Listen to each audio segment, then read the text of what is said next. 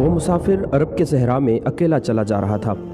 8 ہجری کے زمانے میں عرب کا وہ علاقہ جہاں مکہ اور مدینہ واقع ہے بڑا ہی خوفناک صحرا ہوا کرتا تھا، جلتا اور انسانوں کو جھلساتا ہوا ریگزار۔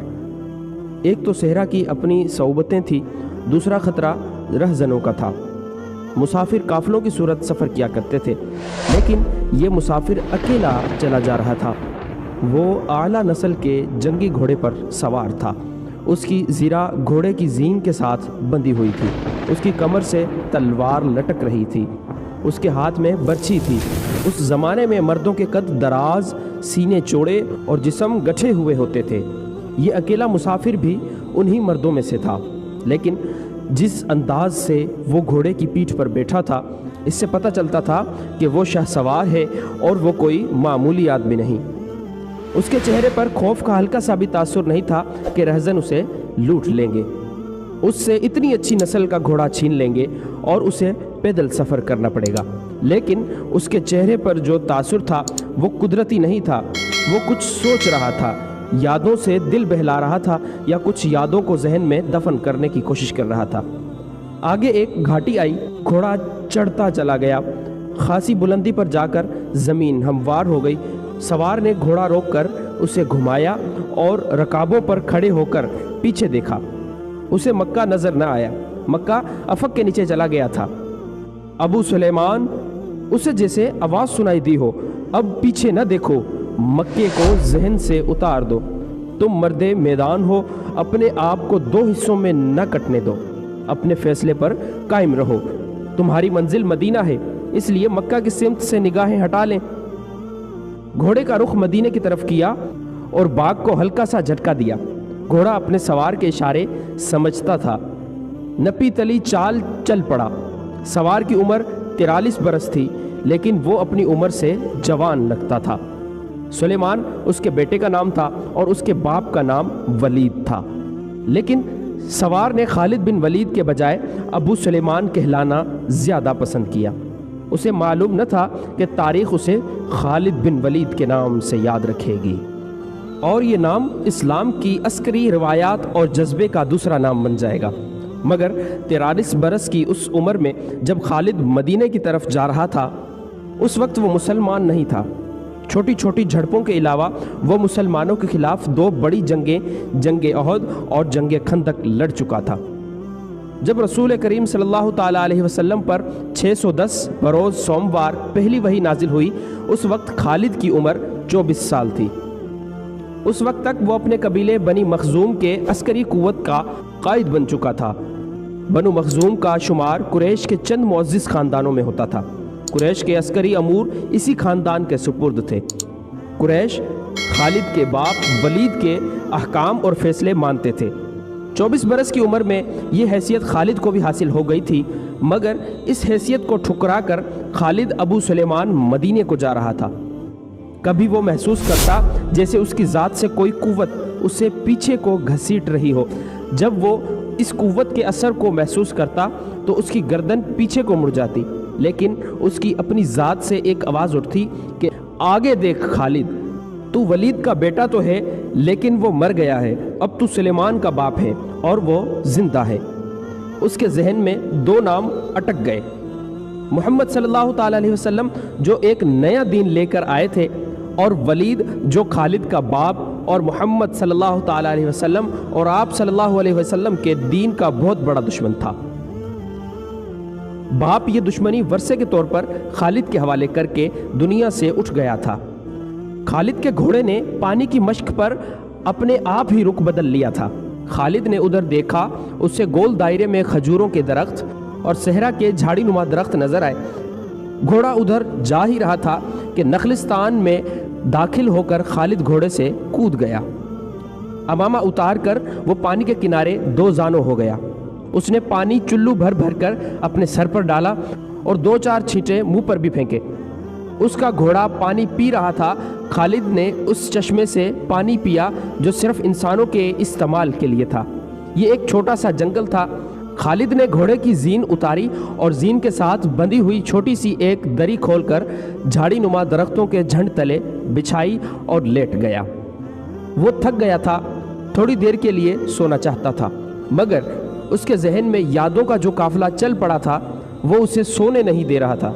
उसे 7 साल पहले का एक दिन याद आया जब उसके अजीज़ों ने मोहम्मद सल्लल्लाहु अलैहि वसल्लम को कत्ल करने का मंसूबा बनाया था। उस मंसूबे में खालिद का बाप वलीद पेश था। वो सितंबर 622 की एक रात थी। कुरैश ने रसूल खुदा सल्लल्लाहु अलैहि वसल्लम को सोते में कत्ल करने के लिए ऐसे आदमी चुने थे जो इंसानों के रूप में वहशी और दरिंदे थे। खालिद कुरैश के सरकर्दा ख़ानदान का जवान था। उस वक्त उसकी उम्र 27 साल थी।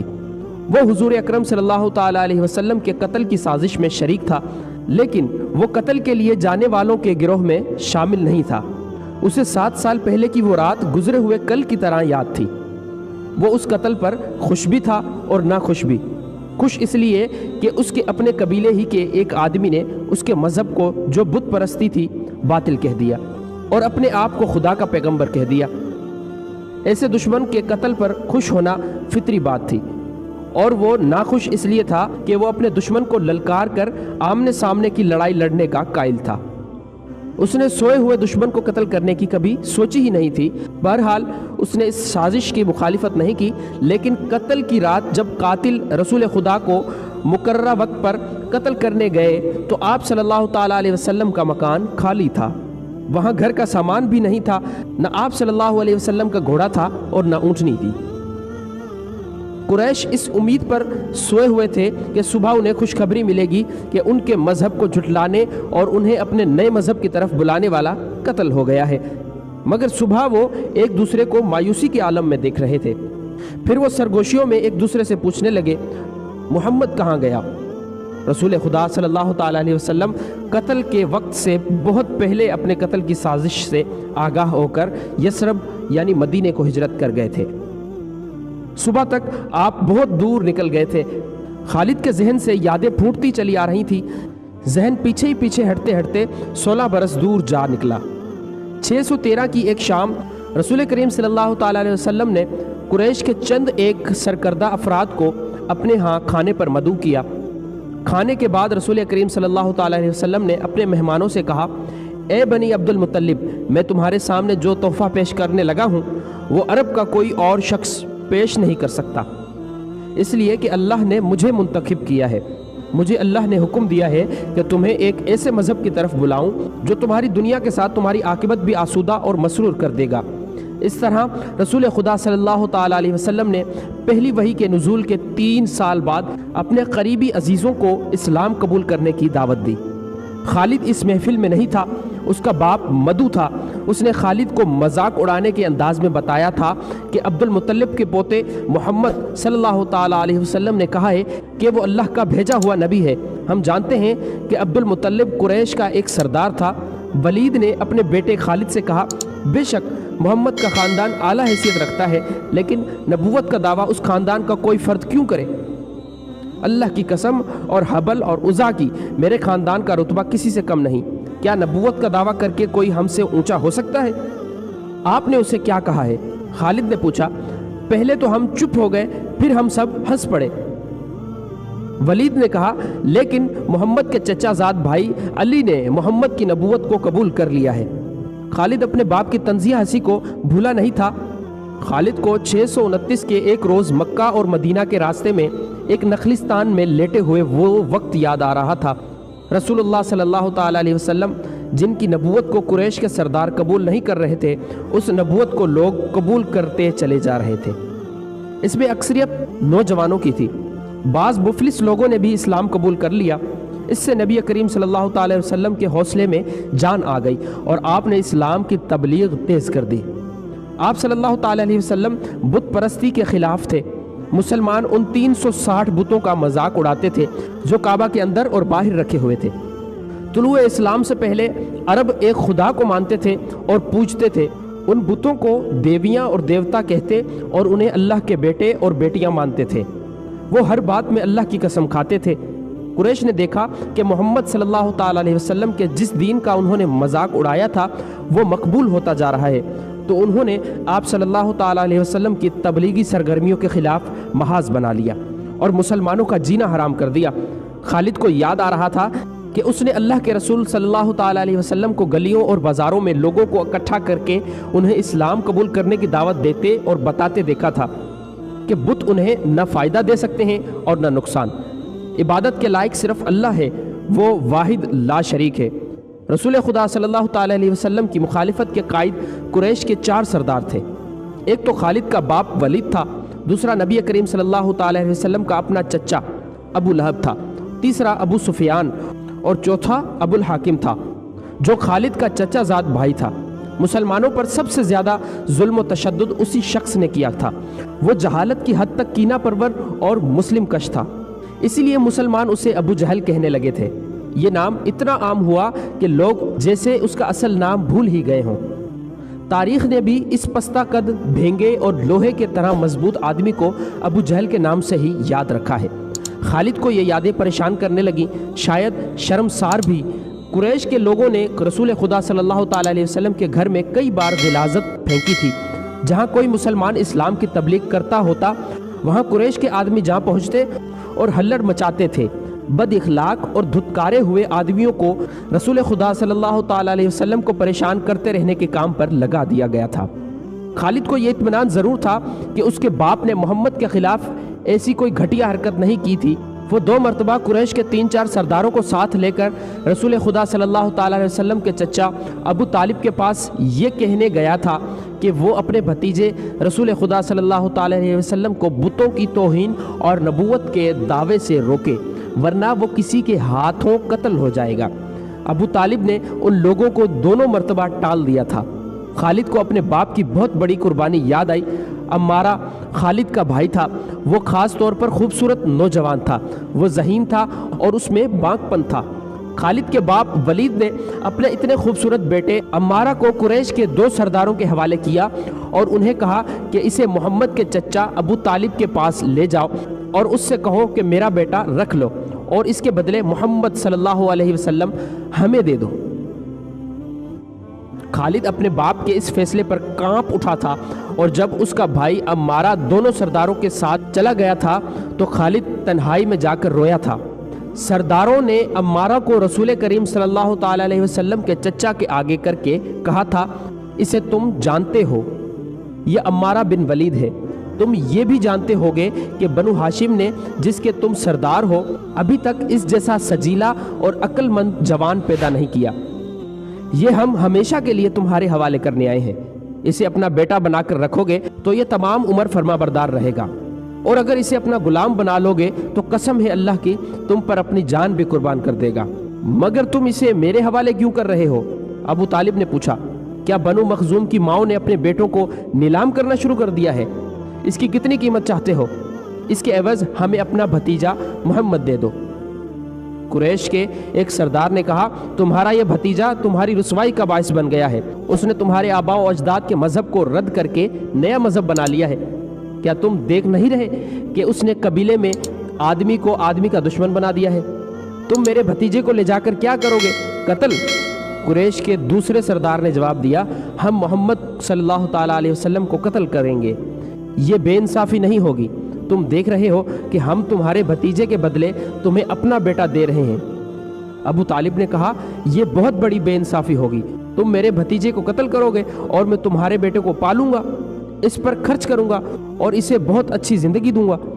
تم میرے پاس کیسا انصاف لے کر آئے ہو؟ میں تمہیں عزت سے رخصت کرتا ہوں۔ خالد نے جب اپنے بھائی کو اپنے سرداروں کے ساتھ واپس آتے دیکھا اور سرداروں نے سنا کہ ابو طالب نے یہ سودا قبول نہیں کیا تو خالد کو دلی مسرت ہوئی تھی۔ محمد صلی اللہ تعالیٰ علیہ وسلم کا تم نے کیا بگاڑ لیا تھا ابو سلیمان؟ دوستو، خالد بن ولید دل ہی دل میں یہ تو سوچ رہے تھے کہ محمد کا جسم طاقتور ہے، لیکن رکانہ بن عبد یزید جیسے پہلوان کو اٹھا کر پٹکنے کے لیے صرف جسمانی طاقت کافی نہیں۔ رکانہ بن عبد یزید رسول کریم صلی اللہ تعالیٰ علیہ وسلم کا چچا تھا جس نے اسلام قبول نہیں کیا تھا۔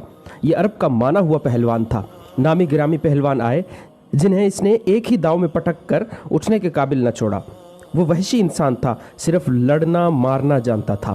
خالد کو وہ وقت یاد آنے لگا جب مسلمانوں کو دکھ کرنے والے 3-4 آدمیوں نے ایک دن رکانہ پہلوان کو خوب کھلایا پلایا اور اسے کہا تھا کہ تمہارا بھتیجا محمد صلی اللہ تعالیٰ علیہ وسلم کسی کے ہاتھ نہیں آتا، نہ اپنی تبلیغ سے باز آتا ہے، نہ کسی سے ڈرتا ہے، اور لوگ اس کے باتوں کے جادو میں آتے چلے جا رہے ہیں، کیا تم اسے سیدھا نہیں کر سکتے؟ رکانہ نے اپنے چہرے پر مست بھینسے کا تاثر پیدا کر کے تکبر کے لہجے میں کہا تھا کہ کیا تم میرے ہاتھوں اس کی ہڈیاں توڑوانا چاہتے ہو؟ لاؤ اسے میرے مقابلے پہ، لیکن وہ میرا نام سن کر مکہ سے بھاگ جائے گا۔ نہیں نہیں، میں اس کے ساتھ لڑنا اپنی توہین سمجھتا ہوں۔ اس نے اکسانے والے آدمیوں کی بات نہ مانی، وہ کسی پہلوان کو اپنے برابر سمجھتا ہی نہیں تھا۔ مسلمانوں کے دشمن خاموش ہو گئے، لیکن سوچتے رہے کہ رسول خدا صلی اللہ تعالیٰ علیہ وسلم کو رکانہ کے ہاتھوں گرا کر آپ صلی اللہ تعالیٰ علیہ وسلم کا تماشا بنایا جائے۔ مکہ کے یہودی خاص طور پر رسول اکرم صلی اللہ تعالیٰ علیہ وسلم کے دشمن تھے، لیکن وہ کھل کر میدان میں نہیں آتے تھے۔ وہ خوش تھے کہ اہل قریش آپس میں بٹ کر ایک دوسرے کے دشمن ہو گئے ہیں۔ انہیں پتہ چل گیا کہ قریش کے کچھ آدمیوں نے رکانہ پہلوان کو اکسایا ہے کہ وہ رسول خدا صلی اللہ تعالیٰ علیہ وسلم کو کشتی کے لیے للکارے، لیکن وہ نہیں مان رہا تھا۔ ایک روز رکانہ رات کے وقت ایک گلی سے گزر رہا تھا کہ اس کے قریب سے ایک بڑی حسین اور جوان لڑکی گزری۔ چاندنی رات میں لڑکی نے رکانہ کو پہچان لیا اور مسکرائی۔ رکانہ وحشی تھا، وہ رک گیا اور لڑکی کا راستہ روک لیا۔ کیا تم جانتی ہو، عورت مرد کی طرف دیکھ کر مسکراتی ہے تو اس کا کیا مطلب ہوتا ہے؟ رکانہ پہلوان نے اس سے پوچھا، کون ہو تم؟ اس کا مطلب یہ ہوتا ہے کہ عورت اس مرد کو چاہتی ہے۔ اس جوان لڑکی نے جواب دیا، میں سبت بنت ارمن ہوں۔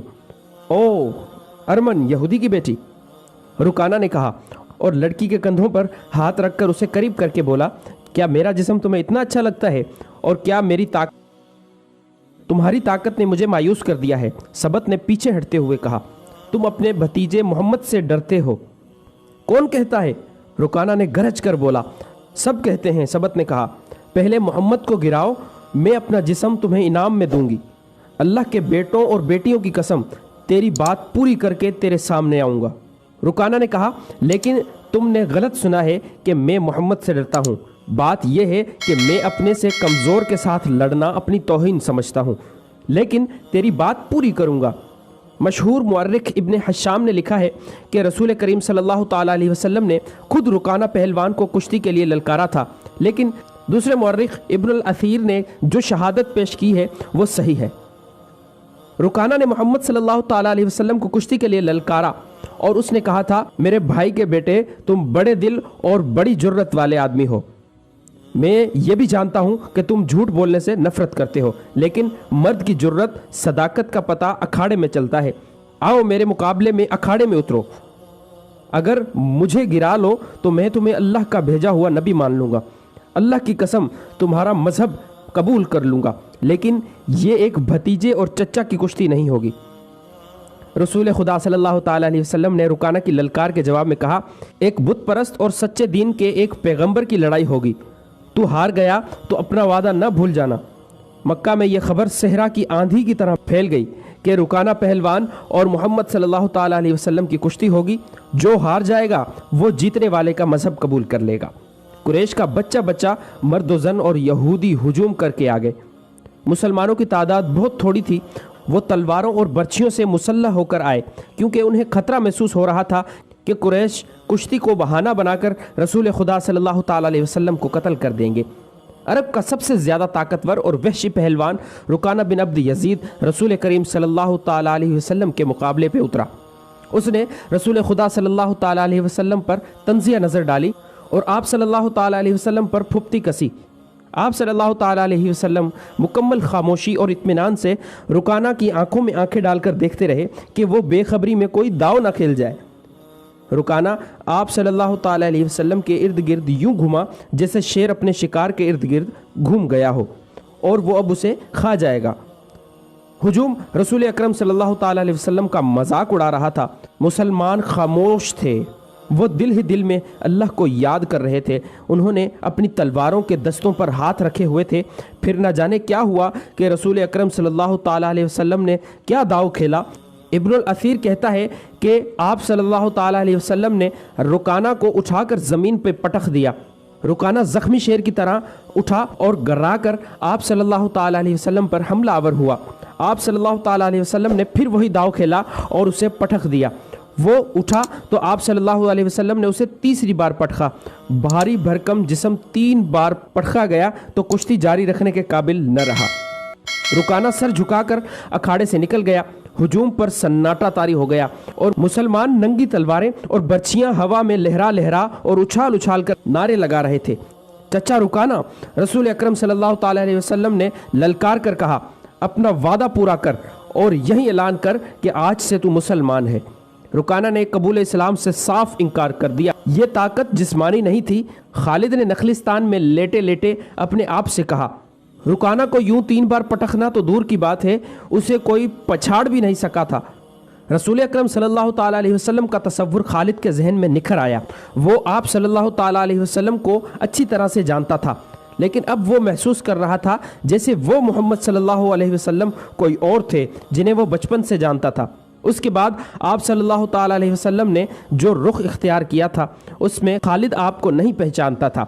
नबुव्वत के दावे के बाद खालिद की आप सल्लल्लाहु ताला अलैहि वसल्लम के साथ बोलचाल बंद हो गई थी। वो आप सल्लल्लाहु ताला अलैहि वसल्लम के साथ 2-2 हाथ करना चाहता था, लेकिन वो रुकाना की तरह पहलवान नहीं था। वो मैदान जंग में लड़ने वाला और लड़ने वालों की क़यादत करने वाला जंगजू था, लेकिन उस वक्त मुसलमान फौज की सूरत में लड़ने के काबिल नहीं थे। जब मुसलमान फौज की सूरत में लड़ने के काबिल हुए और कुरैश के साथ उनका पहला मार्का हुआ, उस वक्त खालिद के लिए ऐसे हालात पैदा हो गए थे कि वो उस मार्के में शामिल नहीं हो सका था। इसका उसे बहुत अफसोस था। यह मार्का बदर का था जिसमें 313 मुजाहिदीन इस्लाम ने 1000 कुरैश को शिकस्त दी थी। खालिद दांत पीसता रह गया था, लेकिन उस रोज़ जब वो उस नखलिस्तान में लेटा हुआ था उसे ख्याल आया कि 313 ने 1000 को किस तरह से शिकस्त दे दी थी। उसने शिकस्त खा के आने वालों से पूछा था कि मुसलमानों में वो कौन सी खूबी थी जिसने उन्हें फतह याब किया था। खालिद उठ बैठा और उंगली से रेत पर बदर के मैदान के खदो खाल बनाकर कुरैश और मुसलमानों की पोजीशनें और मार्के के दौरान दोनों की चालों की लकीरें बनाने लगा। बाप ने उसे फने हरब और ज़रब का माहिर बना दिया था। बचपन में उसे घुड़सवारी सिखाई, लड़कपन में उसे अकड़ और मुंह जोर घोड़े को काबू में लाने के काबिल बना दिया। नौजवानी में वो शहसवार बन चुका था। शितर सवारी में भी वो माहिर था। उसका बाप ही उसका उस्ताद था। उसने खालिद को न सिर्फ सिपाही बल्कि सिपा सलार बनाया था। खालिद को जंगो जदल इतनी अच्छी लगी कि वो लड़ने और लड़ाने के तरीकों पर गौर करने लगा और जवानी में फौज की क़यादत के काबिल हो गया था। उसे बदर की लड़ाई में शामिल न हो सकने का अफसोस था और वो इंतकाम के तरीके सोचता रहता था, लेकिन अब उसकी सोचों का धारा और तरफ चल पड़ा था। मक्का से रवानगी से कुछ अरसा पहले वो इस सोच में खो गया था कि रसूल अकरम सल्लल्लाहु ताला अलैहि वसल्लम ने रुकाना पहलवान को 3 बार पटका था। बदर में आप सल्लल्लाहु ताला अलैहि वसल्लम ने महज 313 मुजाहिदीन से 1000 को शिकस्त दी। ये कोई और ही कुव्वत थी, लेकिन बदर के मार्के के बाद उसके दिल में मुसलमानों के खिलाफ इंतकाम की आग सुलग रही थी। मुसलमान मार्का बदर में कुरैश के बहुत से आदमियों को कैदी बनाकर ले गए थे। कुरैश के सरदारों के लिए तो ये सदमा था ही, उसका बहुत बड़ा असर खालिद ने कबूल किया था। उसे याद था कि जब बदर का मार्का लड़ा जा रहा था और मक्का में कोई खबर नहीं पहुंच रही थी कि मार्के का अंजाम क्या हुआ, मक्का के लोग बदर की सिमत देखते रहते थे कि इधर से कोई सवार दौड़ा आएगा और फतह की खबर सुनाएगा। आखिर एक रोज एक शितर सवार आता नजर आया। लोग उसकी तरफ दौड़ पड़े। सवार ने अरब के रवाज के मुताबिक अपना कुर्ता फाड़ दिया था और वो रोता आ रहा था। बुरी खबर लाने वाले कासिद ऐसा ही किया करते थे। वो जब लोगों के दरमियान पहुंचा तो उसने रोते हुए बताया कि अहले कुरैश को बहुत बड़ी शिकस्त हुई है। जिसके अजीज रिश्तेदार लड़ने गए थे वो एक दूसरे से आगे बढ़ बढ़ कर उनके मुतालिक पूछते थे कि वो जिंदा हैं, जख्मी हैं या मारे गए हैं। शिकस्त खुर्दा कुरैश पीछे आ रहे थे। मारे जाने वालों में 17 अफराद खालिद के कबीले बनु मखजूम के थे और उन सब के साथ खालिद का खून का बड़ा ही करीबी रिश्ता था। अबू जहल भी मारा गया था। खालिद का भाई जिसका नाम वलीद था जंगी कैदी बन गया था। अबू सुफियान जो कि कुरैश के सरदारों का सरदार था और उसकी बीवी हिंद भी मौजूद थे। कुछ मेरे बाप और मेरे चचा के मुतालिक बता ए कासिद। हिंद ने पूछा। तुम्हारा बाप उतबा, अली और हमजा के हाथों मारा गया, कासिद ने कहा, اور تمہارے چچا شیبہ کو اکیلے حمزہ نے قتل کیا ہے اور تمہارا بیٹا حنظلہ علی کے ہاتھوں مارا گیا ہے۔ ابو سفیان کی بیوی ہند نے پہلے تو علی اور حمزہ کو بلند آواز سے برا بھلا کہا اور پھر بولی، اللہ کی قسم میں اپنے باپ اور اپنے چچا اور اپنے بیٹے کے خون کا بدلہ لوں گی۔ ابو سفیان پر خاموشی طاری تھی۔ خالد کا خون کھول رہا تھا۔ قریش کے 70 آدمی مارے گئے تھے اور جو جنگی قیدی ہوئے تھے ان کی تعداد بھی اتنی ہی تھی۔ خالد اٹھا، دری جھاڑ کر لپیٹی اور گھوڑے کی زین کے ساتھ باندھ کر سوار ہوا اور مدینے کی سمت چل پڑا۔ اس نے ذہن کو یادوں سے خالی کر دینا چاہا، لیکن اس کا ذہن مدینہ پہنچ جاتا جہاں رسول اللہ صلی اللہ تعالیٰ علیہ وسلم تھے اور جو تبلیغ اسلام کا مرکز بن گیا تھا۔ آپ صلی اللہ تعالیٰ علیہ وسلم کا خیال آتے ہی اس کا ذہن پیچھے چلا جاتا اور اسے وہ منظر دکھاتا جس کے خالق حضور صلی اللہ تعالیٰ علیہ وسلم تھے۔ اس کے ذہن میں ہند کے الفاظ یاد آئے جو اس نے اپنے خاوند ابو سفیان سے کہے تھے، میں اپنے باپ اور چچا کو بھول سکتی ہوں، کیا میں اپنے لخت جگر حنظلہ کو بھی بھول جاؤں؟ ماں اپنے بیٹے کو کیسے بھول سکتی ہے؟ اللہ کی قسم میں محمد کو اپنے بیٹے کا خون معاف نہیں کروں گی۔ یہ لڑائی محمد نے کرائی ہے، میں حمزہ اور علی کو نہیں بخشوں گی، وہ میرے باپ، میرے چچا اور میرے بیٹے کے قاتل ہیں، میرے خون کو صرف میرے بیٹے کا قتل گرما رہا ہے۔ ابو سفیان نے کہا تھا، مجھ پر اپنے بیٹے کے خون کا انتقام فرض ہو گیا ہے، میں سب سے پہلے یہ کام کروں گا کہ محمد کے خلاف زبردست فوج تیار کر کے اسے آئندہ لڑنے کے قابل نہیں چھوڑوں گا۔ مشہور مورخ وقائع نگار واقدی لکھتا ہے کہ اگلے ہی روز ابو سفیان نے تمام سرداروں کو بلایا۔ ان میں زیادہ تعداد ان سرداروں کی تھی جو کسی نہ کسی وجہ سے جنگ بدر میں شریک نہیں ہو سکے تھے، اور ان میں سے ہر ایک کا کوئی نہ کوئی عزیز اس جنگ میں مارا گیا تھا۔ سب انتقام کا ارادہ لے کر اکٹھے ہوئے۔ کیا مجھے زیادہ باتیں کرنے کی ضرورت ہے؟ ابو سفیان نے کہا، میرا اپنا جوان بیٹا مارا گیا ہے، اگر میں انتقام نہیں لیتا تو مجھے جینے کا کوئی حق نہیں۔ سب ایک ہی بار بولنے لگے۔ وہ اس پر متفق تھے کہ مسلمانوں سے بدر کی شکست کا انتقام لیا جائے، لیکن آپ میں سے کوئی بھی اپنے گھر میں نہ بیٹھا رہے۔ خالد نے کہا، بدر میں ہم صرف اسی لیے ذلت میں گھرے کہ سردار گھروں میں بیٹھے رہے اور ان لوگوں کو لڑنے بھیج دیا جو قریش کی عظمت کو نہیں سمجھتے تھے۔ کیا میرے باپ کو بھی قریش کی عظمت کا خیال نہ تھا؟ خالد کے چچا زاد بھائی اکرمہ جو ابو جہل کا بیٹا تھا برہم ہوتے ہوئے کہا، کیا صفوان بن امیہ کے باپ کو بھی قریش کی عظمت کا خیال نہ تھا؟ تم کہاں تھے ولید کے بیٹے؟ ہم یہاں ایک دوسرے سے لڑنے کے لیے اکٹھے نہیں ہوئے، ابو سفیان نے کہا۔ خالد، تمہیں ایسی بات نہیں کہنی چاہیے تھی جس سے کوئی اپنی بے عزتی محسوس کرے۔ ہم میں سے کوئی بھی عزت والا نہیں رہا، خالد نے کہا۔ ہم سب اس وقت تک بے عزت رہیں گے جب تک ہم محمد صلی اللہ تعالیٰ علیہ وسلم اور اس کے چیلوں کو ہمیشہ کے لیے ختم نہیں کر دیتے۔ مجھے اپنے گھوڑے کے سموں کی قسم، میرے خون کی گرمی نے میری آنکھ جلا دی ہے۔ ان آنکھوں کو مسلمانوں کا خون ٹھنڈا کر سکتا ہے۔ میں پھر کہوں گا کہ اب سردار آگے ہوں اور میں جانتا ہوں کہ میں میدان جنگ میں کہاں ہوں گا، لیکن جنگ میں ہمارا جو سردار ہوگا میں اس کے حکم کا پابند رہوں گا، اور اگر میں سمجھوں گا کہ مجھے سردار نے ایسا حکم دیا ہے جو ہمیں نقصان دے گا تو میں ایسا حکم نہیں مانوں گا۔ سب نے متفقہ طور پر ابو سفیان کو اپنا سردار مقرر کیا۔ اس سے ایک روز پہلے اہل مکہ کا ایک قافلہ فلسطین سے مکہ واپس آیا تھا۔ یہ تجارتی قافلہ تھا۔ مکہ کے باشندوں خصوصاً قریش کے ہر خاندان نے اس تجارت میں حصہ ڈالا تھا۔ اس قافلے میں کم و بیش 1000 اونٹ تھے اور جو مال گیا تھا اس کی مالیت 50,000 دینار تھی۔ قافلے کا سردار ابو سفیان تھا جس نے 50,000 پر 50,000 دینار منافع کمایا تھا۔ قافلے سے واپسی کا راستہ مدینہ سے گزرتا تھا۔ مسلمانوں کو پتہ چل گیا، انہوں نے پورے قافلے کو گرفتار کرنے کا ارادہ کیا اور ایک مقام پر قافلے کو گھیرے میں لے لیا، لیکن وہ زمین ایسی تھی کہ ابو سفیان نے ایک ایک آدمی اور ایک ایک اونٹ کو زمین کے اونچے نیچے کھد و خال سے فائدہ اٹھاتے ہوئے گھیرے سے نکال دیا تھا۔ خالد کا گھوڑا خرامہ خرامہ مدینے کی طرف چلا جا رہا تھا، مگر خالد کا ذہن پیچھے کو سفر کر رہا تھا۔ اسے اس وقت کا جب قریش انتقام کی اسکیم بنانے کے لیے اکٹھے ہوئے تھے ایک ایک لفظ جو کسی نے کہا تھا سنائی دے رہا تھا۔ اگر تم نے مجھے اپنی سرداری دی ہے تو میرے ہر فیصلے کی پابندی تم پر لازم ہے۔ ابو سفیان نے کہا، میرا پہلا فیصلہ یہ ہے کہ میں نے ابھی 50,000 دینار منافع سب میں تقسیم نہیں کیا، وہ میں تقسیم نہیں کروں گا۔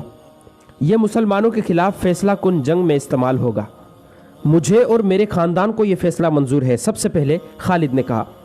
फिर मंजूर है, ऐसा ही करो, मंजूर है की आवाज़ें उठी।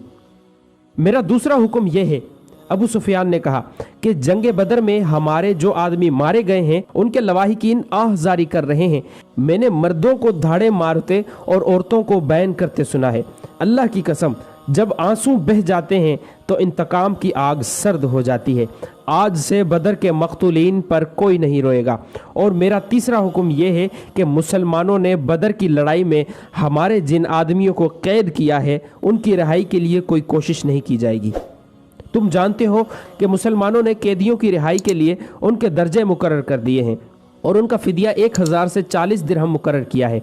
हम मुसलमानों को 1 दिरहम भी नहीं देंगे। ये रकम हमारे ही खिलाफ इस्तेमाल होगी। खालिद को घोड़े की पीठ पर बैठे और मदीने की तरफ जाते हुए जब वो लम्हे याद आ रहे थे तो उसकी मुट्ठियां बंद हो गईं। गुस्से की लहर उसके सारे वजूद में भर गई। वो वक्त बहुत पीछे रह गया था, लेकिन अब भी उसके अंदर गुस्सा बेदार हो गया था। उसे गुस्सा इस बात पर आया कि इजलास में तय था कि मुसलमानों के पास मक्का का कोई आदमी अपने कैदी को छुड़ाने मदीने नहीं जाएगा, लेकिन एक आदमी चोरी छुपे मदीना चला जाता और अपने अजीज रिश्तेदार को रिहा करा लाता। अबू सुफियान ने अपना हुक्म वापस ले लिया। खालिद का अपना एक भाई जिसका नाम वलीद था मुसलमानों के पास जंगी कैदी था। अगर उस वक्त तक कुरैश अपने बहुत से कैदी रिहा ना करा लाए होते तो खालिद अपने भाई की रिहाई के लिए कभी ना जाता। उसे अपने भाइयों ने मजबूर किया था कि वलीद की रिहाई के लिए जाए। खालिद को याद आ रहा था कि वो अपने वक़ार को ठेस पहुंचाने पर आमादा नहीं हो रहा था, लेकिन उसे ख्याल ये था कि रसूल करीम सल्लल्लाहु ताला अलैहि वसल्लम भी उसके कबीले के थे और आप सल्लल्लाहु ताला अलैहि वसल्लम के पैरोकार यानी जो मुसलमान हो गए थे वो भी कुरैश और अहले मक्का से थे। वो आसमान से तो नहीं उतरे थे। वो इतने जुर्री और दलेर तो नहीं थे कि 313 की तादाद में 1000 को शिकस्त दे सकते। अब उनमें कैसी कुव्वत आ गई है कि वो हमें नीचा दिखाकर हमारे आदमियों की कीमतें मुकर्रर कर रहे हैं। दोस्तों, खालिद ने सोचा था कि मोहम्मद सल्लल्लाहु ताला अलैहि वसल्लम को गौर से देखूंगा और वो अपने भाई हशाम को साथ लेकर मदीना चला गया था। उसने अपने साथ 4000 दिरहम बांध लिए थे। उसे मालूम था कि बनु मखजूम के सरदार अल वलीद के बेटे का फिदिया 4000 दिरहम से कम नहीं होगा, और ऐसा ही हुआ। उसने मुसलमानों के यहाँ जाकर अपने भाई का नाम लिया तो एक मुसलमान ने, जो कैदियों की रिहाई और फिदिये की वसूली पर मामूल था, कहा कि 4000 दिरहम अदा करो, हम फिदिये में कुछ रियायत चाहते हैं। खालिद के भाई हशाम ने कहा, तुम लोग आखिर हम में से हो, कुछ पुराने रिश्तों का ख्याल करो। अब हम तुम में से नहीं हैं। मुसलमानों ने कहा, हम अल्लाह के रसूल सल्लल्लाहु ताला अलैहि वसल्लम के हुक्म के पाबंद हैं। क्या हम तुम्हारे रसूलुल्लाह सल्लल्लाहु ताला अलैहि वसल्लम से बात कर सकते हैं? हशाम ने पूछा। हशाम, खालिद ने गरज कर कहा, मैं अपने भाई को अपने वक़ार पर कुर्बान कर चुका था, मगर तुम मुझे साथ ले आए। ये जितना मांगते हैं इतना ही दे दो। मैं मोहम्मद सल्लल्लाहु ताला अलैहि वसल्लम के सामने जाकर रहम की भीख नहीं मांगूंगा। उसने दिरहमों से भरी थैली मुसलमानों के सामने फेंकते हुए कहा, गिन लो और हमारे भाई को हमारे हवाले कर दो। रकम गिनी जा चुकी तो वलीद को खालिद और हशाम के हवाले कर दिया गया। तीनों भाई उसी वक्त मक्का को रवाना हो गए। रास्ते में दोनों भाइयों ने वलीद से पूछा कि उनकी शिकस्त का बाइस क्या था। उन्हें तवक्को थी कि वलीद, जो एक जंगजू ख़ानदान का जवान था, उन्हें जंगी फ़हम फरासत और हर्ब व ज़रब के तौर तरीक़ों के मुताबिक मुसलमानों की जंगी चालों की खूबियाँ और अपनी खामियाँ बताएगा। मगर वलीद का अंदाज ऐसा और उसके होंठों पर मुस्कुराहट ऐसी थी जैसे उस पर कोई पुरस्रार असर हो। वलीद, कुछ तो बताओ, खालिद ने उससे पूछा। हमें अपनी शिकस्त का इंतकाम लेना है। कुरैश के तमाम सरदार अगली जंग में शामिल हो रहे हैं। हम इर्द गिर्द के कबाइल को भी साथ मिला रहे हैं और वो मक्का में जमा होना शुरू हो गए हैं। सारे अरब को इकट्ठा कर लो। खालिद, वलीद ने कहा, तुम मुसलमानों को शिकस्त नहीं दे सकोगे। मैं नहीं बता सकता कि मोहम्मद सल्लल्लाहु ताला अलैहि वसल्लम के हाथ में कोई जादू है या उनका नया अकीदा सच्चा, या क्या बात है कि मैंने उनका कैदी होते हुए भी उन्हें नापसंद नहीं किया। फिर तुम अपने कबीले के गद्दार हो। हशाम ने कहा, गद्दार हो या तुम पर उनका जादू असर कर गया है। वो यहूदी पेशवा ठीक कहता था कि मोहम्मद सल्लल्लाहु ताला अलैहि वसल्लम के पास कोई नया अकीदा और नया मज़हब नहीं, उसके हाथ में कोई जादू आ गया है। जादू ही था, वरना बदर में कुरैश शिकस्त खाने वाले नहीं थे। خالد نے کہا۔ ولید جیسے ان کی باتیں سن ہی نہیں رہا تھا، اس کے ہونٹوں پر تبسم تھا، وہ مڑ مڑ کر مدینے کی طرف دیکھتا تھا۔ مدینہ سے کچھ دور ذوالحلیفہ نام کی ایک جگہ ہوا کرتی تھی۔ تینوں بھائی وہاں پہنچے تو رات گہری ہو چکی تھی۔ رات گزارنے کے لیے وہ وہیں رہ گئے۔ صبح آنکھ کھلی تو ولید غائب تھا، اس کا گھوڑا بھی وہاں نہیں تھا۔ خالد اور حشام سوچ سوچ کر اس نتیجے پر پہنچے کہ ولید واپس مدینے چلا گیا ہے۔ انہوں نے دیکھا کہ اس پر کوئی اثر تھا، یہ اثر مسلمانوں کا ہی ہو سکتا تھا۔ دونوں بھائی مکہ آ گئے۔ چند دنوں بعد انہیں مکہ میں ولید کا زبانی پیغام ملا کہ اس نے محمد صلی اللہ تعالیٰ علیہ وسلم کو خدا کا سچا رسول تسلیم کر لیا ہے، اور وہ آپ صلی اللہ تعالیٰ علیہ وسلم کی شخصیت اور باتوں سے اتنا متاثر ہوا ہے کہ اس نے اسلام قبول کر لیا ہے۔ مورخین لکھتے ہیں کہ ولید بن ولید رسول اکرم صلی اللہ تعالیٰ علیہ وسلم کے منظور نظر رہے، اور انہوں نے مذہب میں بھی اور کفار کے ساتھ مارکہ آرائی میں بھی نام پیدا کیا۔ خالد کو اس وقت بہت غصہ آیا تھا۔ ایک تو اس کا بھائی گیا، دوسرا 4000 درہم گئے۔ چونکہ قریش اور مسلمانوں کے درمیان خونی دشمنی پیدا ہو چکی تھی، اس لیے مسلمانوں نے یہ رقم واپس نہ کی۔ رقم واپس نہ کرنے کی دوسری وجہ یہ تھی کہ ولید نے رسول اکرم صلی اللہ تعالیٰ علیہ وسلم کو بتایا تھا کہ قریش مسلمانوں کے خلاف فیصلہ کن جنگ کی تیاری کر رہے ہیں، اور اس کے لیے بے انداز درہم و دینار اکٹھے کیے جا چکے ہیں۔ خالد مدینہ کی طرف چلا جا رہا تھا، اسے افق سے ایک کوہان سی ابھری نظر آنے لگی۔ خالد جانتا تھا یہ کیا ہے، یہ احد کی پہاڑی تھی جو مدینہ سے 4 میل شمال میں ہے۔ اس وقت خالد ریت کی بڑی لمبی اور کچھ اونچی ٹکڑی پر چلا جا رہا تھا۔ احد احد، خالد کے ہونٹوں سے سرگوشی نکلی اور اسے اپنی للکار سنائی دینے لگی۔ میں ابو سلیمان ہوں، میں ابو سلیمان ہوں۔ اس کے ساتھ ہی اسے ایک خونریز جنگ کا شور و غل اور سینکڑوں گھوڑوں کی ٹاپ اور تلواریں ٹکرانے کی آوازیں سنائی دینے لگی۔ خالد یہ جنگ لڑنے کے لیے بے تاب تھا اور اس نے یہ جنگ لڑی۔ خالد کا ذہن پیچھے ہی ہٹتا گیا۔ 4 ہی سال پہلے کا واقعہ تھا۔ مارچ 625 شوال 3 ہجری کے مہینے میں قریش نے مدینہ پر حملہ کرنے کے لیے جو لشکر تیار کیا تھا وہ مکہ میں اکٹھا ہو چکا تھا۔ اس کی کل تعداد 3000 تھی۔ اس میں 700 افراد نے زرہ پہن رکھی تھی، گھڑ سوار 200 کے لگ بھگ تھے، اور رسد اور سامان جنگ 3000 اونٹوں پر لدا ہوا تھا۔ یہ لشکر کوچ کے لیے تیار تھا۔ خالد کو ایک روز پہلے کی بات کی طرح یاد تھا کہ اس لشکر کو دیکھ کر وہ کس قدر خوش ہوا تھا۔ انتقام کی آگ بجھانے کا وقت آ گیا تھا۔ اس لشکر کا سالار اعلیٰ ابو سفیان تھا، اور خالد اس لشکر کے ایک حصے کا کمانڈر تھا۔ اس کی بہن بھی اس لشکر کے ساتھ جا رہی تھی۔ اس کے علاوہ 14 عورتیں اس لشکر کے ساتھ جانے کے لیے تیار تھیں۔ ان میں ابو سفیان کی بیوی ہند بھی تھی۔ عمرو بن عاص کی اور ابو جہل کے بیٹے اکرمہ کی بیویاں بھی شامل تھیں۔ باقی سب گانے بجانے والیاں تھیں۔ سب کی آواز میں سوز تھا اور ان کے ساز دف اور ڈھولک تھے۔ ان عورتوں کا جنگ میں یہ کام تھا کہ جوشیلے اور جذباتی گیت گا کر سپاہیوں کا حوصلہ بلند رکھیں اور ان کی یاد تازہ کرتی رہیں جو جنگ بدر میں مارے گئے تھے۔ خالد کو افریقہ کا ایک حبشی یاد آیا جس کا نام وحشی بن حرب تھا۔ وہ قریش کے ایک سردار جبیر بن محتم کا غلام تھا۔ وہ دراز قد اور سیاہ روح اور طاقتور تھا۔ اس نے برچھی مارنے کے فن میں شہرت حاصل کی تھی۔ اس کے پاس افریقہ کی بنی ہوئی برچھی تھی۔ اس کا افریقی نام کچھ اور تھا۔ اسے عربی نام جبیر نے اس کے جنگی کمالات دیکھ کر دیا تھا۔ بن حرب کوچ سے کچھ دن پہلے جبیر بن مطعم نے اسے کہا، مجھے اپنے چچا کے خون کا بدلہ لینا ہے۔ شاید مجھے موقع نہ مل سکے۔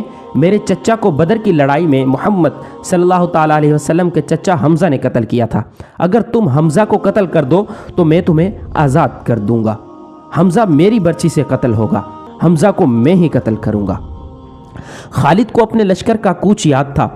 اسی راستے سے لشکر مدینہ کو گیا تھا۔ اس نے ایک بلند جگہ کھڑے ہو کر لشکر کو دیکھا تھا۔ اس کا سینہ فخر سے پھیل گیا تھا۔ اسے مدینہ کے مسلمانوں پر رحم آ گیا تھا، لیکن اس رحم نے بھی اسے مسرت دی تھی۔ یہ خون کی دشمنی تھی، یہ اس کے وقار کا مسئلہ تھا۔ مسلمانوں کو کچل ڈالنا اس کا عزم تھا۔ جنگ احد کے بہت دن بعد اسے پتہ چلا تھا کہ جب مکہ میں قریش اپنا لشکر جمع کر رہے تھے تو اطلاع رسول اکرم صلی اللہ تعالیٰ علیہ وسلم کو مل گئی تھی، اور جب یہ لشکر مدینہ کے راستے میں تھا تو رسول خدا صلی اللہ تعالیٰ علیہ وسلم کو اس کی رفتار، پڑاؤ اور مدینے سے فاصلے کی اطلاعیں مسلسل ملتی رہی تھیں۔ آپ صلی اللہ تعالیٰ علیہ وسلم کو لشکر کے مکہ سے کوچ کرنے کی اطلاع حضرت عباس رضی اللہ تعالیٰ عنہ نے دی تھی۔ قریش کے اس لشکر نے مدینہ سے کچھ میل دور کوہ احد کے قریب ایک ایسی جگہ کیمپ کیا تھا جو ہری بھری تھی اور وہاں پانی بھی تھا۔ خالد کو معلوم نہ تھا کہ مسلمانوں کے 2 جاسوس اس کے لشکر کی پوری تعداد دیکھ آئے ہیں اور رسول کریم صلی اللہ تعالیٰ علیہ وسلم کو بتا چکے ہیں۔ 21 مارچ 625 کے روز رسول اکرم صلی اللہ تعالیٰ علیہ وسلم نے اپنی فوج کو کوچ کا حکم دیا۔ مجاہدین کے پاس صرف 2 گھوڑے تھے، جن میں سے ایک نبی کریم صلی اللہ تعالیٰ علیہ وسلم کے پاس تھا۔ اس موقع پر منافقین کے نفاق کا پہلا خطرناک مظاہرہ ہوا جو غداری کے مترادف تھا۔ مدینہ کے بعض ایسے لوگوں نے اسلام قبول کر لیا تھا جو دل سے مسلمان نہیں ہوئے تھے۔ انہیں رسول اکرم صلی اللہ تعالیٰ علیہ وسلم نے منافقین کہا تھا۔ کسی کے متعلق یہ معلوم کرنا کہ وہ سچا مسلمان ہے یا منافق بہت مشکل تھا۔ جب مجاہدین مدینہ سے شیخین کی پہاڑی کی طرف کوچ کرنے لگے تو ایک با اثر آدمی جس کا نام عبداللہ بن ابی وقاص تھا، رسول اللہ صلی اللہ تعالیٰ علیہ وسلم کے ساتھ اس بحث میں الجھ گیا کہ قریش کا لشکر 3 گنا ہے، اس لیے مدینہ سے باہر جا کر لڑنا نقصان دہ ہوگا۔ آپ صلی اللہ تعالیٰ علیہ وسلم نے مجاہدین کے دوسرے سرداروں سے رائے لی تو اکثریت نے یہ کہا کہ شہر سے باہر لڑنا زیادہ بہتر ہوگا۔ آپ صلی اللہ تعالیٰ علیہ وسلم عبداللہ کے ہم خیال تھے، لیکن آپ صلی اللہ تعالیٰ علیہ وسلم نے اکثریت کا فیصلہ ہی منظور فرمایا اور کوچ کا حکم دے دیا۔ عبداللہ نے شہر سے باہر جانے سے انکار کر دیا۔ اس کے پیچھے ہٹنے کی دیر تھی کہ لشکر میں سے 300 آدمی پیچھے ہٹ گئے۔ تب پتہ چلا کہ یہ سب منافقین تھے اور عبداللہ ان کا سردار ہے۔ اب 3000 کے مقابلے میں مجاہدین کی نفری صرف 700 رہ گئی ہے۔ رسول اکرم صلی اللہ تعالیٰ علیہ وسلم دل برداشتہ نہ ہوئے اور 700 ہی کو ساتھ لے کر کوہ احد کے دامن میں شیخین کے مقام پر مجاہدین کو جنگی ترتیب میں کر دیا۔ خالد نے ایک بلند ٹکری پر کھڑے ہو کر مسلمانوں کی ترتیب دیکھی تھی اور اس نے اپنے سالار ابو سفیان کو بتا کر اپنے دستے کی جگہ طے کر لی۔ رسول اکرم صلی اللہ تعالیٰ علیہ وسلم نے مجاہدین کو کم و بیش 1000 گز لمبائی میں پھیلا دیا۔ پیچھے وادی تھی، مجاہدین کے ایک پہلو کے ساتھ پہاڑی تھی، لیکن دوسرے پہلو پر کچھ نہیں تھا۔ اس پہلو کو مضبوط رکھنے کے لیے رسول اللہ صلی اللہ تعالیٰ علیہ وسلم نے 50 تیر اندازوں کو قریب کی ایک ٹکری پر بٹھا دیا۔ ان تیر اندازوں کے کمانڈر عبداللہ بن جبیر تھے۔ خالد نے مسلمانوں کی ترتیب دیکھی اور ابو سفیان کو بتایا کہ مسلمان کھلے میدان کی لڑائی نہیں لڑیں گے۔ ابو سفیان کو اپنی کثیر نفری پر ناز تھا۔ وہ چاہتا تھا کہ لڑائی کھلے میدان میں یعنی لامحدود محاذ پر ہو تاکہ وہ اپنے پیادوں اور گھوڑوں کے افراد سے مجاہدین اسلام کو کچل ڈالے۔ خالد کو اپنے باپ نے جنگی چالوں کی تربیت بچپن سے دینی شروع کر دی تھی۔ دشمن پر بے خبری میں پہلو یا عقب سے جھپٹنا اور دشمن کو چکر دے دے کر مارنا، اپنے دستوں کی تقسیم اور ان پر کنٹرول اس کی تربیت میں شامل تھا جو اسے باپ نے دی تھی۔ اس نے تجربے کار سردار کی نگاہوں سے مجاہدین کی ترتیب دیکھی تو اس نے محسوس کیا کہ مسلمان فن حرب کے کمالات دکھا سکتے ہیں۔ ابو سفیان اپنی فوج کو مسلمانوں کے بالمقابل لے گیا۔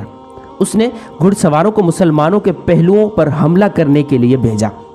ایک پہلو پر خالد اور دوسرے پر اکرمہ تھا۔ دونوں کے ساتھ 100 گھڑ سوار تھے۔ تمام گھڑ سواروں کا کمانڈر عمرو بن عاص تھا۔ پیادوں کے آگے ابو سفیان نے 100 تیر انداز رکھے۔ قریش کا پرچم طلحہ بن ابو طلحہ نے اٹھا رکھا تھا۔ اس زمانے کی جنگوں میں پرچم کو دل جیسی اہمیت حاصل تھی۔ پرچم کے گرنے سے فوج کا حوصلہ ٹوٹ جاتا اور بگدڑ مچ جاتی تھی۔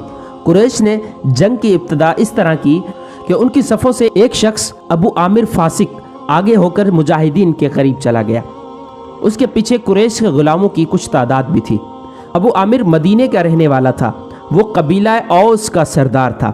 جب رسول کریم صلی اللہ تعالیٰ علیہ وسلم مکہ سے ہجرت کر کے مدینہ گئے تو ابو عامر نے قسم کھا لی تھی کہ وہ آپ صلی اللہ تعالیٰ علیہ وسلم اور تمام مسلمانوں کو مدینے سے نکال کر دم لے گا۔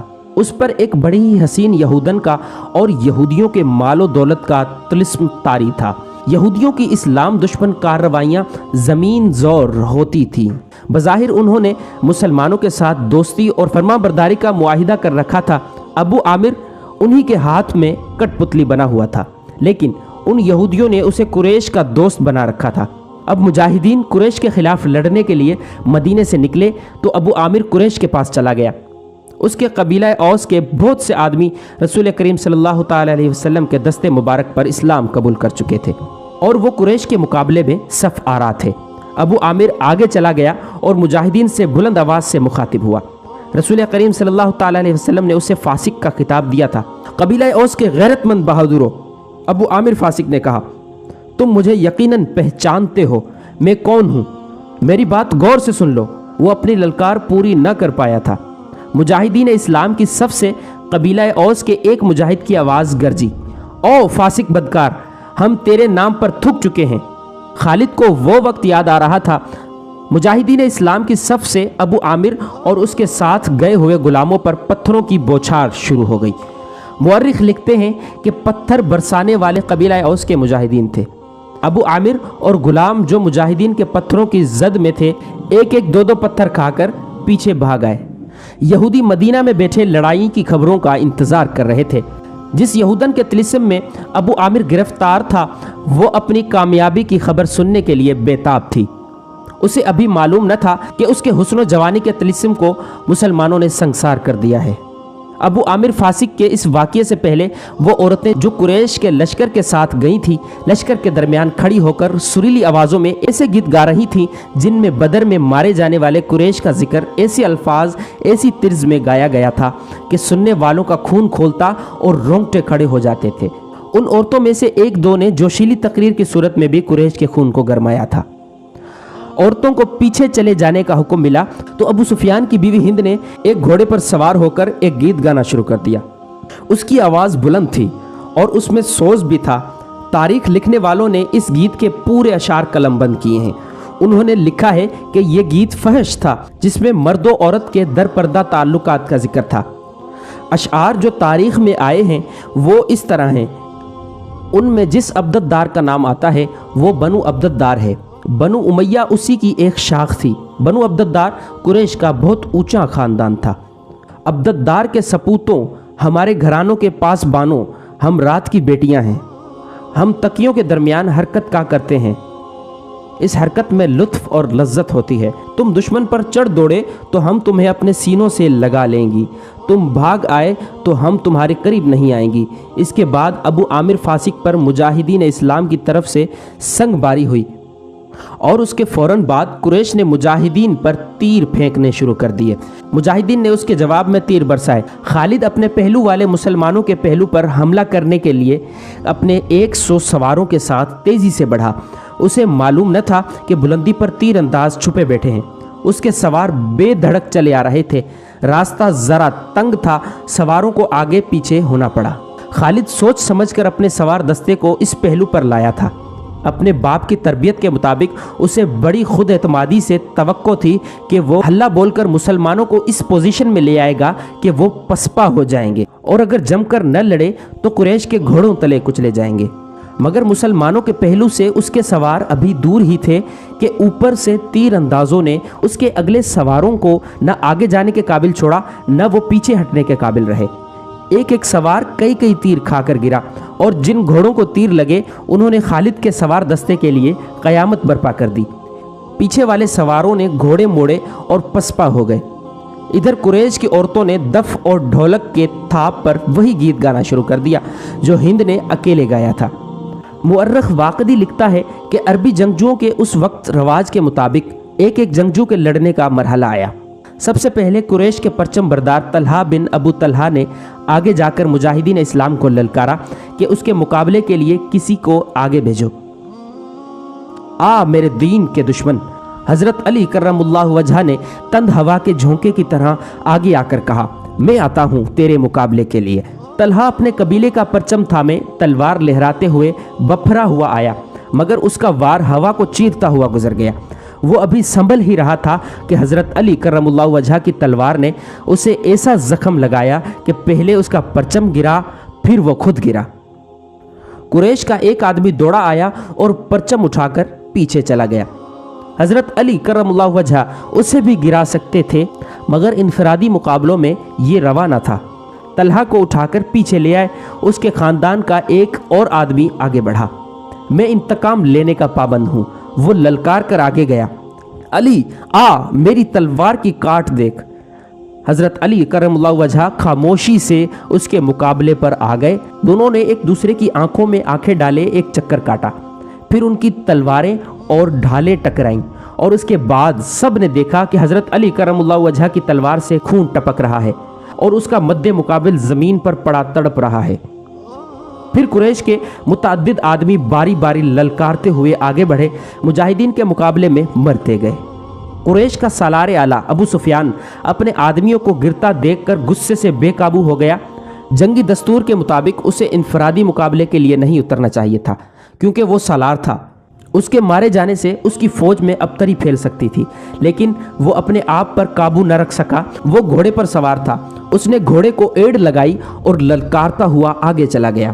اس کی بیوی ہند نے اسے جاتے دیکھا تو اپنے اونٹ پر سوار ہو کر آگے چلی گئی اور بڑی بلند آواز سے وہی گیت گانے لگی، جس کے اشعار یہ بھی تھے کہ تم بھاگ آئے تو ہم تمہیں اپنے قریب نہیں آنے دیں گی۔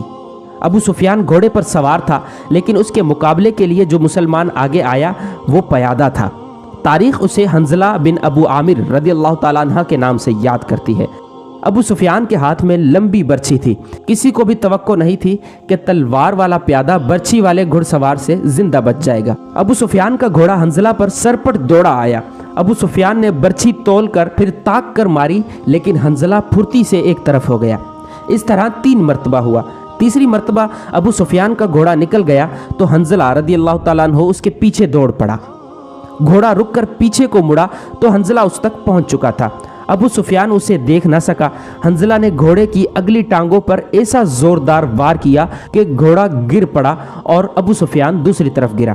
حنظلہ اس پر حملہ کرنے کو آگے بڑھا تو ابو سفیان گرے ہوئے گھوڑے سے ارد گرد دوڑ دوڑ کر اپنے آپ کو بچانے لگا، اور اس کے ساتھ ہی اس نے قریش کو مدد کے لیے پکارا۔ قریش کا ایک پیادہ دوڑا آیا۔ مسلمان اس غلط فہمی میں رہے کہ یہ آدمی ابو سفیان کو اپنے ساتھ لے جائے گا، لیکن اس نے بے اصولی کا مظاہرہ کیا، پیچھے سے حنظلہ پر وار کر کے اسے شہید کر دیا۔ ابو سفیان اپنی صفوں میں بھاگ گیا۔ آخری مقابلے کے لیے قریش کی طرف سے عبد الرحمن بن ابو بکر آیا۔ مورخ واقدی نے یہ واقعہ اس طرح بیان کیا ہے کہ عبد الرحمن بن ابو بکر کی للکار پر اس کے والد حضرت ابو بکر صدیق رضی اللہ تعالیٰ عنہ، جو اسلام قبول کر کے رسول اللہ صلی اللہ تعالیٰ علیہ وسلم کے ساتھ تھے، تلوار نکال کر اپنے جوان بیٹے کے مقابلے کے لیے نکلے۔ آ گیا مسلمان باپ کے کافر فرزند، حضرت ابو بکر صدیق نے للکار کر کہا۔ رسول کریم صلی اللہ تعالیٰ علیہ وسلم نے دیکھا کہ باپ بیٹا مقابلے پر اتر آئے ہیں، تو آپ صلی اللہ تعالیٰ علیہ وسلم نے دوڑ کر حضرت ابو بکر صدیق کو روک لیا۔ تلوار نیام میں ڈالو ابو بکر، رسول کریم صلی اللہ تعالیٰ علیہ وسلم نے فرمایا۔ حاصل نہ ہوتی تو وہ مسلمانوں کے آگے نہیں ٹھہر سکتے تھے، وہ نفری کے زور پر لڑ رہے تھے۔ خالد کی نظر رسول کریم صلی اللہ تعالیٰ علیہ وسلم پر تھی۔ آپ صلی اللہ تعالیٰ علیہ وسلم ایک پہلو پر تھے، یہی پہلو تھا کہ جس پر خالد کو حملہ کرنا تھا۔ اب کہ اس نے اپنے سواروں کو یہ حکم دیا کہ وہ گھوڑوں کو سرپٹ دوڑاتے تنگ راستے سے آگے نکل جائیں اور مسلمانوں کے پہلو پر ہلہ بولیں، مگر عبداللہ بن جبیر کے 50 تیر اندازوں نے سواروں کو اس طرح پسپا کر دیا کہ وہ چند گھوڑے اور زخموں سے کراہتے ہوئے گھڑ سواروں کو پیچھے چھوڑ گئے۔ مارکا عروج پر تھا، صرف ایک آدمی تھا جو لڑ نہیں رہا تھا۔ میدان جنگ میں برچھی اٹھائے یوں گھوم رہا تھا کہ جیسے کسی کو ڈھونڈ رہا ہو۔ وہ وحشی بن حرب تھا، وہ حمزہ کو ڈھونڈ رہا تھا۔ حمزہ رضی اللہ تعالیٰ عنہ کو قتل کرنے کے لیے اس کے لیے 2 انعام تھے، ایک یہ کہ اس کا آقا اسے آزاد کر دے گا، اور دوسرا ابو سفیان کی بیوی ہند کے وہ زیورات جو اس نے پہن رکھے تھے۔ اسے حمزہ رضی اللہ تعالیٰ عنہ نظر آ گئے۔ وہ قریش کے ایک آدمی سبا بن عبد عزا کی طرف بڑھ رہے تھے۔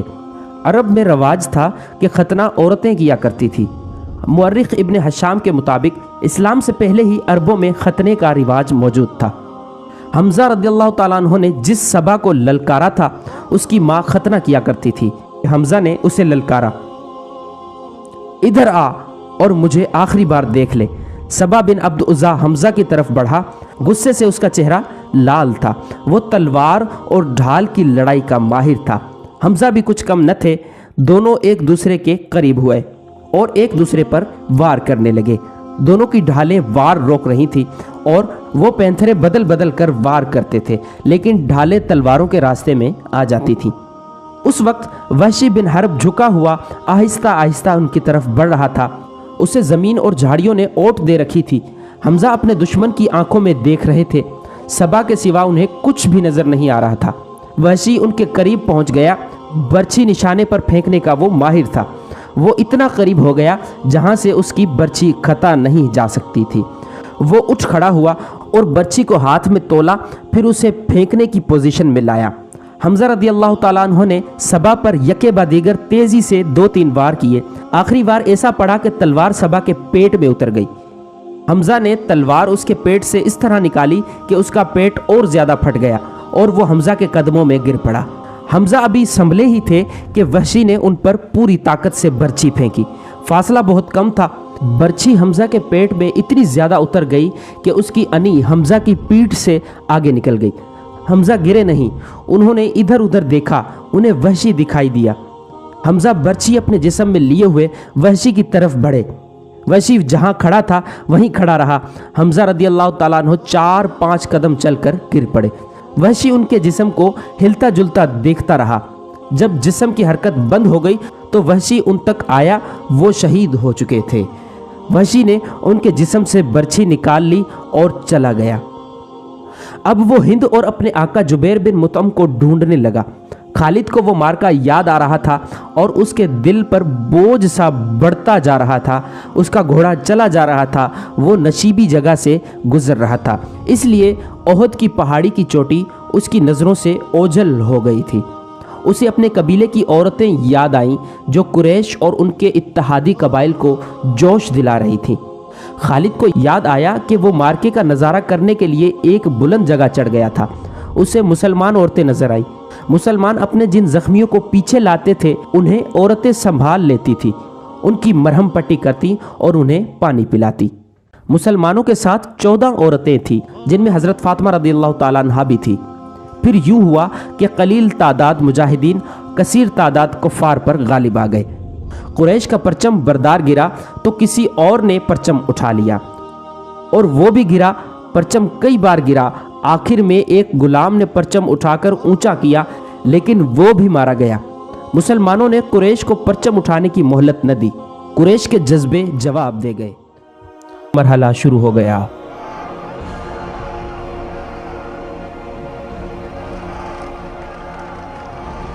मुसलमानों ने फतह की खुशी में और इंतकामी जज्बे के तहत कुरैश के कैंप को लूटना शुरू कर दिया। वो फतह और नुसरत के नारे लगा रहे थे। कुरैश ऐसे बौखला के भागे कि उन्हें अपनी औरतों का भी ख्याल न रहा। वो पैदल भागी जा रही थी, लेकिन मुसलमानों ने उनकी तरफ आंख उठाकर भी न देखा। कुरैश के घुड़सवारों के एक दस्ते का कमांडर अक्रमा और दूसरे का खालिद था। उन्होंने मुसलमानों के पहलुओं पर हमला करना था, मगर जंग का पांसा बुरी तरह पलट गया था। अक्रमा और खालिद ने भी अपने अपने सवारों को वही रखा जहां उन्हें तैयारी की हालत में खड़ा किया गया था। खालिद को इस कैफियत में भी तवक्को थी कि वो शिकस्त को फतह में बदल देगा, लेकिन जिस रास्ते से उसे गुजरना था वहां मुसलमान तीरंदाज खड़े थे। उन मुसलमान तीरंदाजों ने अपनी बुलंद पोजीशन से देखा कि कुरैश भाग गए हैं और उनके साथी माले गनीमत जमा कर रहे हैं, तो वो भी अपनी जगह छोड़ने लगे। उनके कमांडर अब्दुल्ला बिन जुबैर ने उन्हें कहा कि अपने रसूल सल्लल्लाहु ताला अलैहि वसल्लम की हुक्म अदूली न करो। आप सल्लल्लाहु ताला अलैहि वसल्लम का हुक्म है कि आपकी इजाज़त के बगैर यहाँ से कोई न हटे। जंग खत्म हो गई है। तीरंदाज शोर मचाते हुए पहाड़ी से उतरने लगे। माले गनीमत, फतह हमारी है। अब्दुल्ला बिन जुबैर के साथ सिर्फ 9 तीरंदाज रह गए थे। खालिद ने यह मंजर देखा तो उसे ऐसा लगा जैसे ख्वाब देख रहा हो। वो यही चाहता था। वो तीरंदाजों को देखता रहा। जब वो कुरैश के कैंप में पहुंच गए, डट गए। कुरैश के साथ जो औरतें आई थी वो भाग गई थी, लेकिन उमरा नाम की एक औरत वहीं कहीं छुप गई थी। उसने जब कुरैश के घुड़सवारों को मुसलमानों पर हमला करते देखा तो उसे कुरैश का परचम जमीन पर पड़ा नजर आ गया। उस औरत ने परचम उठाकर ऊपर कर दिया। उसने इधर देखा तो उसे अपना परचम लहराता हुआ नजर आ गया। उसने हबल जिंदाबाद और उज़ा जिंदाबाद के नारे लगाए और पयादों को वापसी लाकर मुसलमानों को घेरे में ले लिया।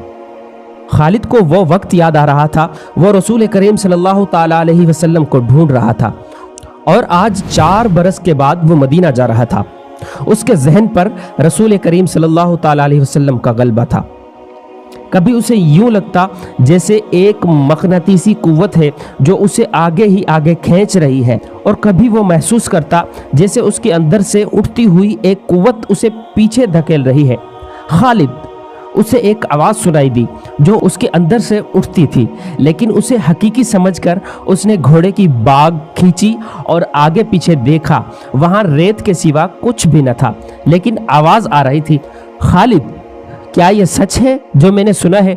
खालिद ने उस आवाज़ को पहचान लिया। ये उसके साथी अकरमा की आवाज़ थी।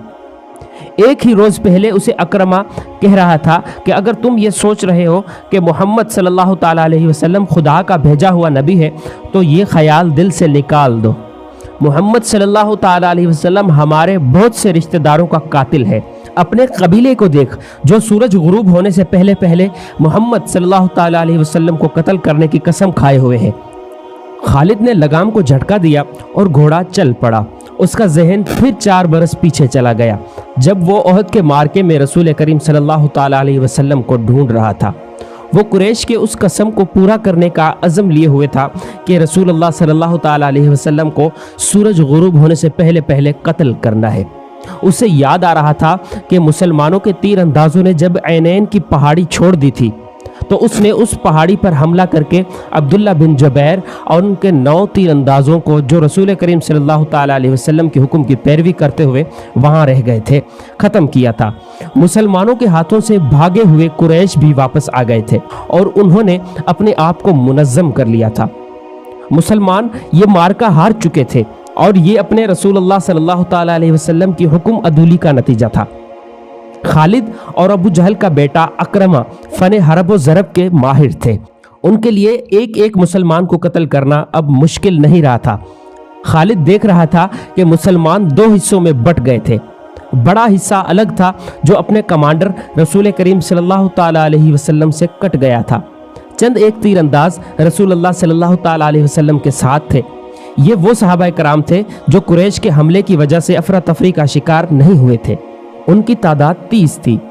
उनमें अबू दुजाना, साद बिन अबी वक्कास, हज़रत अली, हज़रत अब्दुर्रहमान बिन औफ, हज़रत अबू बकर सिद्दीक, हज़रत अबू उबैदा, तलहा बिन अब्दुल्ला, मुसअब बिन उमैर ख़ास तौर पर जिक्र हैं। उन 14 ख़वातीन के लिए जो ज़ख्मियों की देखभाल के लिए साथ आई थीं, 2 रसूलुल्लाह सल्लल्लाहु ताला अलैहि वसल्लम के साथ थीं। एक उम्मे अम्मारा थी और दूसरी उम्मे ऐमन नाम की एक हबशी खातून थी। उम्मे ऐमन आप सल्लल्लाहु ताला अलैहि वसल्लम के बचपन में आपकी दाइया रह चुकी थी। बाकी 12 ख़वातीन अभी तक ज़ख्मियों को उठाने और पीछे लाने और उनकी मरहम पट्टी करने में मसरूफ़ थीं। खालिद रसूल करीम सल्लल्लाहु ताला अलैहि वसल्लम को ढूंढ रहा था, लेकिन वो मैदान जंग में ज़्यादा घूम फिर नहीं सकता था क्योंकि उसकी कमान में घुड़सवारों का एक जैश था जिसे उसने पूरी तरह अपनी नज़्म नसक में रखा हुआ था। वो अंधाधुन हमले का कायल न था। उसका उसूल था कि दुश्मन की ऐसी रग पर ज़रब लगाओ कि दूसरी ज़रब से पहले वो घुटने टेक दे। आज 4 बरस बाद जबकि वो तन्हे तन्हा सहरा में जा रहा था, उसके जहन में घोड़े दौड़ रहे थे। उसे तीर कमानों के जन्नाटे सुनाई दे रहे थे। उसके जहन में मुसलमानों के नारे गूंज रहे थे। उसका ख्याल था कि मुसलमान ये जाहिर करने के लिए नारे लगा रहे हैं कि उन्हें मौत का कोई डर नहीं। तंज और नफरत से अब भी उसके होंठों पर मुस्कुराहट आ गई। उसने इरादा कर लिया था कि वो ज़्यादा से ज़्यादा मुसलमानों को कत्ल करेगा, कैदी कम ही बनाएगा। उसे अभी भी पता नहीं चल रहा था कि रसूल करीम सल्लल्लाहु ताला अलैहि वसल्लम कहाँ हैं। उसने देखा कि अबू सुफियान जो भागते हुए कुरैश को साथ लेकर वापस आ गया था, मुसलमानों की फ़ौज के बड़े हिस्से पर हमला आवर हो चुका था और मुसलमान बेजिगरी से लड़ रहे थे। मुसलमानों ने उसे अपनी ज़िंदगी का आखिरी मार्का समझकर शुजाअत और बेखौफी के ऐसे ऐसे मुजाहिरे किए कि कसीर तादाद कुरैश परेशान हो गई। यह सूरत हाल देखकर खालिद आग बगोला हो गया। उसने अपने सवारों को मुसलमान पर हल्ला बोलने का हुक्म दिया। उसने तलवार न्याम में डाल ली और बर्छी हाथ में ले ली। اس نے مسلمانوں پر عقب سے حملہ کیا۔ اس نے برچھی سے مسلمانوں کو چن چن کر مارا۔ اس کی برچھی جب کسی مسلمان کے جسم میں داخل ہوتی تو وہ چلا کر کہتا، میں ہوں ابو سلیمان۔ ہر برچھی کے وار کے ساتھ اس کی للکار سنائی دیتی تھی کہ میں ہوں ابو سلیمان۔ آج 4 برس بعد جب وہ مسلمانوں کے مرکز مدینہ کی جانب جا رہا تھا تو اسے اپنی ہی للکار سنائی دے رہی تھی، میں ہوں ابو سلیمان۔ اسے یاد نہیں آ رہا تھا کہ اس کی برچھی کتنے مسلمانوں کے جسموں میں اتری ہے۔ وہ رسول اللہ صلی اللہ تعالیٰ علیہ وسلم کو بھول گیا تھا۔ تھوڑی دیر بعد اسے پتہ چلا تھا کہ مسلمان اپنے نبی صلی اللہ تعالیٰ علیہ وسلم کی کمان سے نکل چکے ہیں اور اکرمہ مسلمانوں کے نبی صلی اللہ تعالیٰ علیہ وسلم کی طرف چلا گیا ہے۔ حقیقت بھی یہی تھی کہ رسول اللہ صلی اللہ تعالیٰ علیہ وسلم کی کمان ختم ہو چکی تھی اور معرکے کی صورتحال ایسی ہو گئی تھی کہ آپ صلی اللہ تعالیٰ علیہ وسلم مسلمانوں کو از سر نو منظم نہیں کر سکتے تھے، لیکن آپ صلی اللہ تعالیٰ علیہ وسلم اپنی اور اپنے ساتھیوں کی جان بچانے کے لیے میدان جنگ سے نکلنا بھی نہیں چاہتے تھے۔ حالانکہ صورتحال ایسی تھی کہ پسپائی کے علاوہ کوئی چارہ نہ تھا، لیکن آپ صلی اللہ تعالیٰ علیہ وسلم کسی بہتر پوزیشن میں جانے کی کوشش کر رہے تھے۔ آپ صلی اللہ تعالیٰ علیہ وسلم کو معلوم تھا کہ قریش آپ کو ڈھونڈ رہے ہوں گے۔ آپ صلی اللہ تعالیٰ علیہ وسلم کے گروہ پر بڑا شدید حملہ ہوگا۔ آپ صلی اللہ تعالیٰ علیہ وسلم ایک پہاڑی کی طرف بڑھنے لگے۔ آپ کے ساتھیوں نے آپ کو اپنے حلقے میں لے رکھا تھا۔ آپ تھوڑی ہی دور گئے ہوں گے کہ اکرمہ نے اپنے گھڑ سواروں سے آپ صلی اللہ تعالیٰ علیہ وسلم پر حملہ کر دیا۔ قریش کے ایک پیادے جیش کو کسی طرح پتہ چل گیا کہ رسول کریم صلی اللہ تعالیٰ علیہ وسلم پر اکرمہ نے حملہ کر دیا ہے، تو قریش کا یہ پیادہ جیش بھی آپ صلی اللہ تعالیٰ علیہ وسلم کے گروہ پر ٹوٹ پڑا۔ آپ صلی اللہ تعالیٰ علیہ وسلم اور آپ کے کسی ایک بھی ساتھی کے بچ نکلنے کا سوال ہی ختم ہو گیا تھا۔ آپ صلی اللہ تعالیٰ علیہ وسلم کے 30 ساتھیوں نے اور ان 2 خواتین نے جو آپ صلی اللہ تعالیٰ علیہ وسلم کے ساتھ تھیں، آپ صلی اللہ تعالیٰ علیہ وسلم کے گرد گوشت پوش کی دیوار کھڑی کر دی۔ خالد کو یاد آ رہا تھا کہ رسول اللہ صلی اللہ تعالیٰ علیہ وسلم جسمانی طاقت کے لحاظ سے بھی مشہور تھے۔ اس کا سب سے بڑا ثبوت یہ تھا کہ آپ صلی اللہ تعالیٰ علیہ وسلم نے عرب کے مانے ہوئے پہلوان رکانہ کو 3 بار اٹھا کر پٹخا تھا۔ اب میدان جنگ میں ان کی طاقت کے ایک اور مظاہرے کا وقت آ گیا تھا۔ گوشت پوش کی وہ دیوار جو آپ صلی اللہ تعالیٰ علیہ وسلم کے فدائین نے آپ کے ارد گرد کھڑی کر دی تھی، اسے آپ صلی اللہ تعالیٰ علیہ وسلم نے خود توڑا۔ آپ صلی اللہ تعالیٰ علیہ وسلم کے ہاتھ میں کمان تھی، ترکش میں تیر بھی تھے۔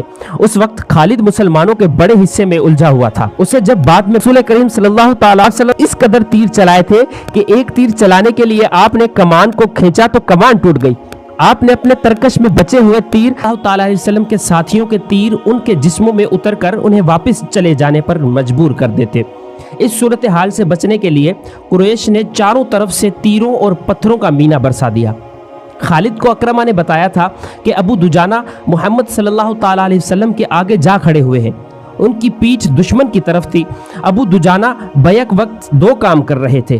ایک یہ کہ وہ اپنے تیر سعد بن ابی وقاص کو دیتے جا رہے تھے اور سعد بڑی تیزی سے تیر برسا رہے تھے۔ اس کے ساتھ ہی ابو دجانہ محمد صلی اللہ تعالیٰ علیہ وسلم کو تیروں سے بچانے کی کوشش کر رہے تھے۔ تیروں اور پتھروں کی بارش میں کوئی نہ دیکھ سکا کہ ابو دجانہ کس حال میں ہیں۔ جب ابو دجانہ گر پڑے تو اس وقت دیکھا کہ ان کی پیٹھ میں اتنے تیر اتر گئے تھے کہ ان کی پیٹھ کھار پشت کی پیٹھ لگتی تھی۔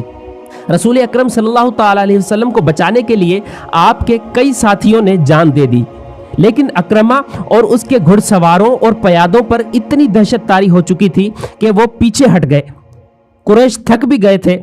رسول کریم صلی اللہ تعالیٰ علیہ وسلم نے اپنے ساتھیوں کا جائزہ لیا۔ ہر طرف خون ہی خون تھا، لیکن زخمیوں کو اٹھانے اور مرہم پٹی کرنے کا موقع نہ تھا۔ تو اوکے دوستو، آج کے لیے اتنا ہی۔ اگلے پارٹ تک کے لیے اجازت چاہوں گا۔ اگر ویڈیو پسند آئے تو لائک ضرور کریں اور سبسکرائب کرنا مت بھولیں۔ ساتھ ہی بیل آئیکن بھی دبائیں تاکہ ہماری ہر نئی آنے والی ویڈیو آپ تک بر وقت پہنچتی رہے۔ اللہ حافظ۔